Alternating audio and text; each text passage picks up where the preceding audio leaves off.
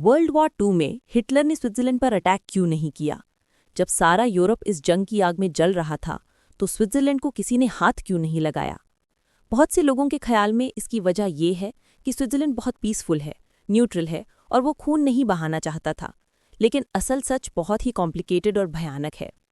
1939 में जो world war 2 शुरू हुई, या तो आप एलाइज कंट्रीज जैसा कि अमेरिका के साथ होंगे या फिर आप जर्मनी और एक्सिस पावर्स के साथ होंगे। लेकिन स्विट्जरलैंड ने न्यूट्रल रहने का फैसला किया। अब ऑन पेपर तो इसका मतलब था कि वो किसी साइड पर नहीं है और ना अपने फौजी किसी कंट्री में भेजेगा।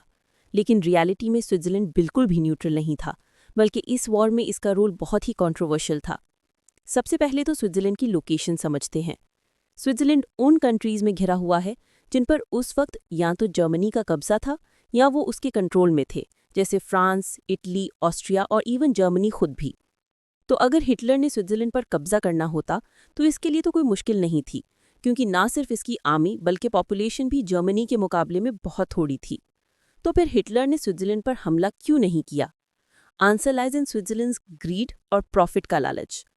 स्विट्जरलैंड ने इस वॉर में अपने बॉर्डर्स और अपना मुंह बिल्कुल बंद रखा, लेकिन बैकग्राउंड में वो दोनों साइड्स के साथ बिजनेस कर रहा था। जब जर्मनी फैमिली से सोना, पैसा और कीमती चीजें छीन रहा था, उस वक्त स्विट्जरलैंड ने उसे ऑफर की कि ये गोल्ड उसके बैंक्स में रखवा दिया जाए।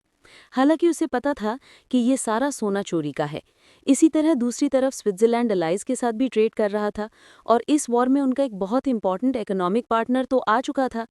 तो जब पूरे यूरोप में हर तरफ बॉम्ब्स गिर रहे थे, स्विट्जरलैंड आराम से दोनों साइड से पैसा बना रहा था। और फिर जब ये फैमिलीज भागकर स्विट्जरलैंड आने लगीं, तो स्विट्जरलैंड ने अपनी बॉर्डर्स बंद कर दिए और हजारों लोगों को वापस भेज दिया, क्योंकि उसे लगता था कि इन रिफ्यूजीज की कोई वैल्यू नहीं है।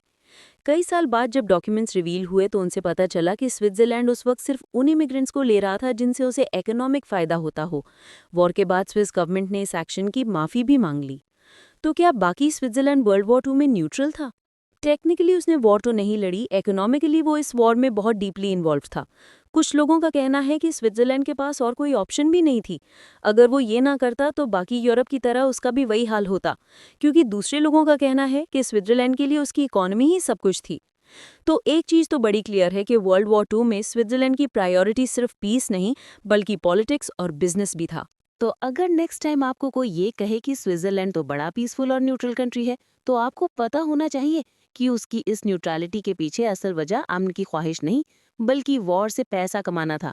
ये भी अच्छी लगी हो तो वीडियो को लाइक करें। मज़े भी इसी तरह की वीडियोस देखने के लिए हमारे चैनल को सब्सक्राइब करें। मिलते हैं अगली शानदार वीडियो में, तब तक अपना ख्याल रखिए। अल्लाह हाफिज़।